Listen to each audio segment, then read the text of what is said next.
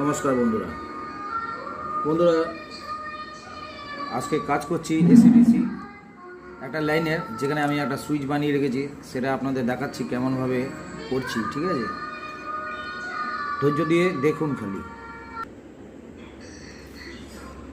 তো বন্ধুরা, এই যে প্লাগ পয়েন্টটা আছে, এই প্লাগ পয়েন্ট থেকে যে কোনো একটা তার নিউট্রাল বা পজিটিভের একটা লাইন, এর ভেতরে দুটো পয়েন্ট থাকবে, একটা লাইন এখানটায় দেবেন আর একটা নিউট্রাল বা ফেস ডাইরেক্ট যাচ্ছে।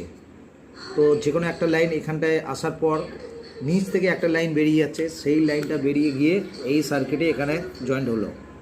আপনাদের বোঝার জন্য আমি করে দিয়েছি এখানে এসি ভোল্টেজ দেখবেন কেমন করে।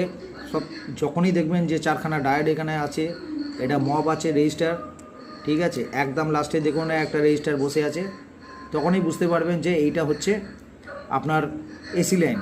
কেন ডিসি লাইনে আপনি যখন আসবেন, ডিসি লাইন বুঝবেন কেমন করে। এই দেখুন 100 mFD যে ক্যাপাসিটার আছে, এখানে দেখলে আপনি হালকা বুঝতে পেরে যাবেন যেহেতু ট্রান্সফরমার আছে, ট্রান্সফরমার হয়ে এটা ডিসি ভোল্টেজ বেরাচ্ছে।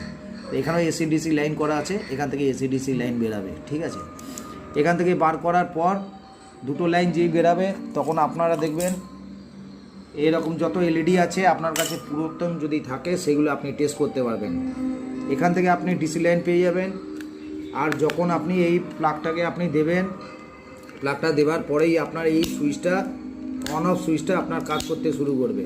যেই অন করবেন, এটা অন করা মানেই এখানে লাইন চলে আসা। আপনি টেস্টার ইউজ করলে দেখতে পারবেন আপনার লাইন ঢুকে গেছে। যখনই এখানে লাইন পেয়ে যাবেন, তখন আপনি মিটারে চেক করে নিন ডিসি ভোল্টেজটা এখানে এসছে কিনা। ডিসি ভোল্টেজ যদি এখানে চলে আসে, তাহলে আপনি বুঝবেন যে এলইডি যে স্ট্রিপটা আছে, এই স্ট্রিপটা আপনার ওকে আছে। এটা আমার টেস্টিংয়ের জন্য আমি বানাচ্ছি, কেন আমার কাছে অনেক বাল্ব টেস্টিং করতে আসে, আমি তখন বাল্বগুলো, এই সব বাল্বগুলোকে আমি চেক করি। আমার পুরনো ভিডিও আপনারা দেখতে পাবেন, পুরনো ভিডিওতে সব কিছু দেওয়া থাকে। 2000-3000 ভিডিও আমার পুরাতন আছে। যারা আমার নতুন সাবস্ক্রাইবার আছেন, তাদের জন্য এই চ্যানেলটা অতিরিক্ত গুরুত্বপূর্ণ, কারণ আমি এটা যেহেতু আমার ওয়ার্কশপ আছে, ওয়ার্কশপে একই কাজ বারবার আসে, মাঝে মাঝে অনেক পুরাতন কাজও আসে। সুতরাং যারা নতুন নতুন সাবস্ক্রাইবার আসছেন, তারা অবশ্যই চেষ্টা করবেন নতুন ভিডিওগুলোও দেখতে, কারণ পুরাতন ভিডিওগুলো যেগুলো আছে, পুরাতন ভিডিওগুলোতে আমার অনেক কিছু ইম্পর্ট্যান্ট জিনিস যেগুলো আগে শিখিয়ে এসেছি বা আপনাদেরকে বলে এসেছি যে কেমন করে করছি। কিন্তু এটা না যে নতুন যারা আছেন যে তারা কাজ শিখতে পারবেন না বা বুঝতে পারবেন না, কারণ কাজ অনেক রকম আসতেই থাকে। সুতরাং আগে পিছু এমনি করতে করতে সব কাজগুলোই দেখবেন আপনাদের সামনে চলে আসবে। আমার যেহেতু ওয়ার্কশপ আছে, ওয়ার্কশপে কম বেশি এমনি কাজ আসবে। কোনো কমেন্ট আপনাদের থাকলে দেবেন, নিশ্চয়ই তারও রিপ্লাই আমি দেবো।